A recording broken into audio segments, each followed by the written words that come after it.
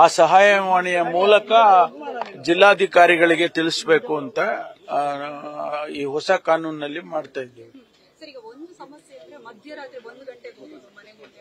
ಇಲ್ಲ, ಅದನ್ನೆಲ್ಲ ರೆಗ್ಯುಲೇಟ್ ಮಾಡಬೇಕು ಅಂತ ಹೇಳಿದ್ದೇವೆ.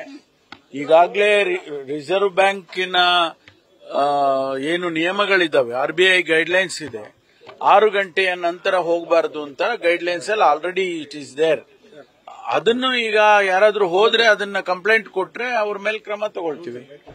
ಅವ್ರನ್ನ ಹೆರಾಸ್ ಮಾಡೋದು, ಬೈಯೋದು, ಗೂಂಡಾಗಳು ಕರ್ಕೊಂಡೋಗಿ ಒತ್ತಾಯ ಮಾಡೋದು, ಹೊಡೆಯೋದು, ಬಡಿಯೋದು, ಈ ರೀತಿ ಎಲ್ಲ ಮಾಡೋದನ್ನ ಅದು ಮಾಡಬಾರದು ಅಂತ ಗೈಡ್ಲೈನ್ಸ್ ಅಲ್ಲಿ ರಿಸರ್ವ್ ಬ್ಯಾಂಕ್ RBI ಗೈಡ್ಲೈನ್ಸ್ ಅಲ್ಲಿ ಆಗ್ಲೇ ಇದೆ.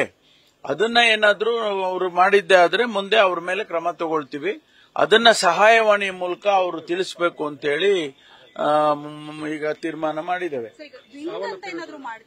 ಸಾರಿ, ವಿಂಗ್ ಅಂತ ಏನಿಲ್ಲ, ಡೆಪ್ಯೂಟಿ ಕಮಿಷನರ್ಗಳಿಗೆ ಅಥರೈಸ್ ಮಾಡ್ತಾರೆ. DC ಅವರಿಗೆ ಕಂಪ್ಲೇಂಟ್ ಕೊಟ್ರೆ ಅಥವಾ ಸಹಾಯವಾಣಿ ಮೂಲಕ ಅವರಿಗೆ ತಿಳಿಸಿದ್ರೆ ಅಷ್ಟು ಸಾಕು, ಅವ್ರ ಮೇಲೆ ನಾವು ಕ್ರಮ ತಗೊಳ್ತೀವಿ. ಅಲ್ಲದನ್ನ ಪರಿಶೀಲಿಸ್ತೀವಿ ಅಂತ ಹೇಳಿ ಮುಖ್ಯಮಂತ್ರಿಗಳು ಹೇಳಿದಾರಲ್ಲ.